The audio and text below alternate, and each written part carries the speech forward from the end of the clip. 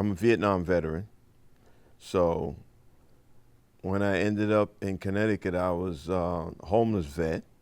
I mean, really bad situation. And what started to change for me is that I was at a homeless shelter. They call it United Veterans of America, which is now called Soldier On. I had an outreach guy come in to the shelter, and he was looking for veterans. And I think I was probably one of the few that were in there. And me and him talked briefly, and he was saying that I could probably turn my life around if I just come on up to Massachusetts. I was like, well, that wasn't really what I wanted to be, to travel so far from Connecticut to be up in Massachusetts, because I didn't know anything about Massachusetts. But I agreed to it. And little did I know it was kind of the start of a life-changing experience for me. When I finally came up to Massachusetts and I went to the shelter, which again was called United Veterans of America, I had no idea what I was going to be facing.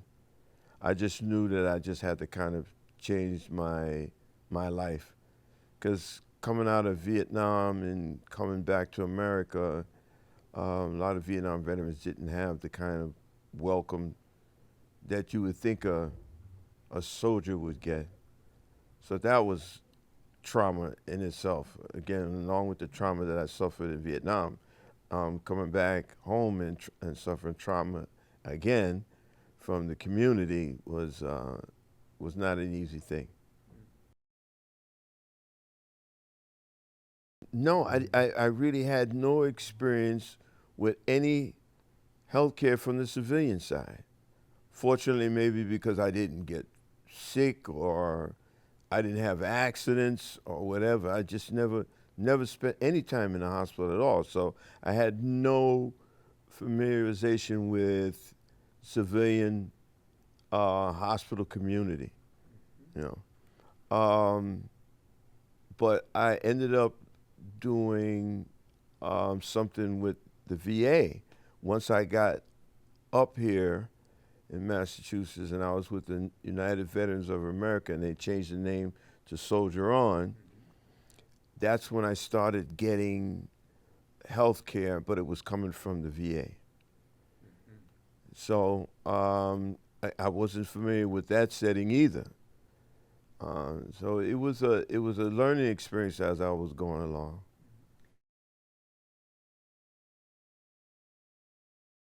They were getting their care from the VA, The VA too. you know. And I think that the VA was in its, because it just started to tackle homelessness. That was a really big topic at that time. Well, why so many homeless veterans? You know, but they got, I think we just, well, they got most of their care from the VA. Okay.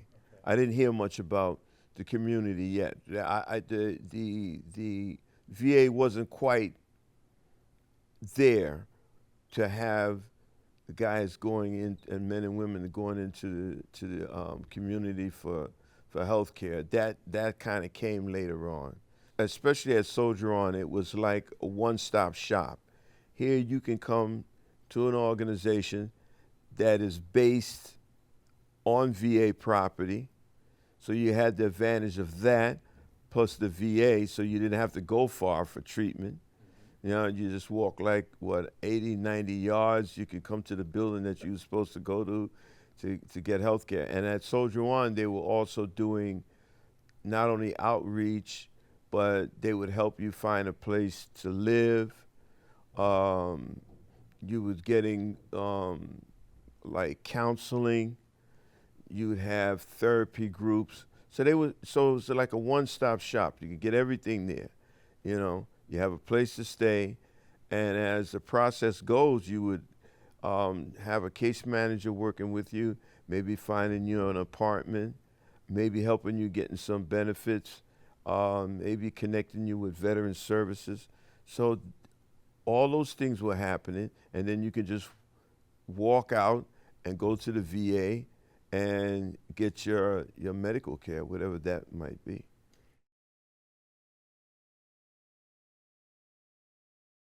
One of the key thing was when you initially meet a provider, you do this thing in your head where you're thinking how this person is going to react to you, how do they come off to you, do they seem concerned? The one thing you had to do first was build the trust. I think a lot of the providers were actually learning from us as we were visiting them, as we were going to see them.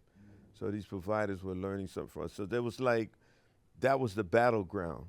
It's just like they have a lot of interns get out of college. They either go to a hospital that has a lot of gunshot wounds, or you come to a place like the VA where you have a lot of veterans combat veterans who's come home and suffer trauma, and they tend to learn a lot more from those who have been injured. One of the key things was, how do a veteran express himself? And sometimes because of the trauma, they may not do that well. Right. Withholding, not maybe trusting, because like I said, a lot of the veterans feel more comfortable talking with somebody who's been in the service, and may not even have the credentials. But if you were able to relate as a provider, that was more important. Like a nurse probably would be able to relate better to the veteran than a psychologist. Who knows? That's how sometimes things work. When you first go in and you see a provider for the first time, the thing that goes on in my mind is this person relatable? Can they be relatable? And it has nothing to do with the color of his skin or whatever. Is this person relatable? Can they identify with some of the things that I've gone through? And it don't have to be identical, meaning, did this person suffer the impact of whatever their problem was the way I suffered the impact of the problem that I have? You know what I mean? And I find that some providers could relate, and there was some that just couldn't. When I talk to a provider, give them maybe an example of a problem that I have, and just to see what their opinion is about it. And from that, I can probably evaluate, well, this person might be a pretty good person to be dealing with. That's where the skill of the provider is really needed. How do you open up a door of, come on in, let's see if we can work this out? Or, you can talk to me, let's get to the bottom of this. There's a lot of veterans are just not open to just being presenting in the very initial time of a first meeting.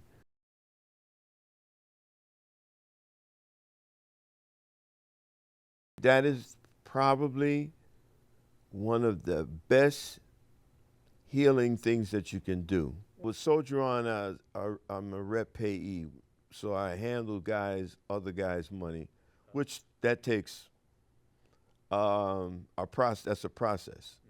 You see a guy coming with a hoodie and a hat on. This is the guy who handles my money instead of the guy with the suit and the tie. What would you choose? You know what I mean? If you wanted to do, So I have to build that trust. You know what I mean? I have to, and people know, oh, Don, yeah, oh yeah, we know him, yeah. So I had to get to know people, Fortunately, I've been able to do that, and that's helped me. Me helping others has helped me. Soldier On had a little faith in me. They saw something in me that I didn't. They were kind of persistent about it, and fortunately, I had been to it and realized that it was kind of the best thing that I could do, is to reach out and help others that are in similar problems like myself. Veteran Education Project, we go out to schools, colleges, and talk. I'm a part of that. Veteran Advisory Board, which is we act as an organization dealing with veteran problems on a local level. Um, so at the VA, we meet with the director once a month or any other guests according to whatever the problem is that we're talking about that particular month. We are asked the department heads to come in and sit down with us, and then we exchange information. Um, a rep payee, um, dealing with guys who can't handle their money. You know, you might get a call. Well, this guy is going to get put out. He hasn't paid his rent in 6 months. He needs a rep payee, and so I guess in the community and at the VA, they know me as a veteran, and who's actually doing that. You know, if I wasn't doing it, they'll either get an accounting firm to do it or a community organization to do that.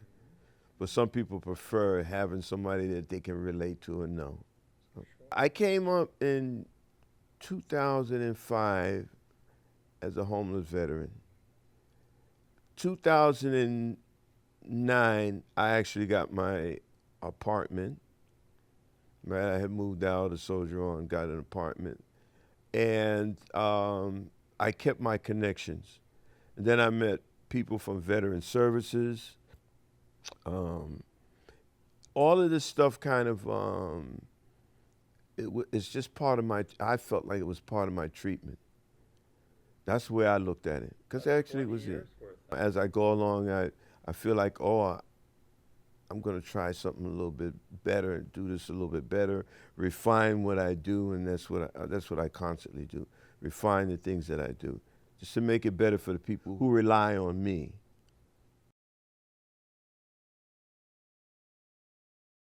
I think that there's a different perception of veterans, or no perception of veterans. Like we're looked at as just part of the community. But veterans don't see them that way because we still use this term civilian. That means there's a separation between military and people in the community. And I think that the community feels like that veterans can be treated the same way as the community. One of the fears that a lot of veterans have is that when their treatment is somehow have to be sought from the community, they feel like, well, when I was at the VA, only guys that are ahead of me, men and women that are ahead of me, are veterans. But in the community, the men and women that are ahead of me are civilians. So I'm going to have to stand in that. I may in the back of the line, so I may have to stand in the back of the line because the civilians are the ones that are going to be seen first before I'm seen. And they kind of like, a lot of veterans would just rather just have their treatment by the VA instead of by the community. But unfortunately, we're in a climate where with cutbacks and things that we're kind of like, we have to turn to the community for veteran help.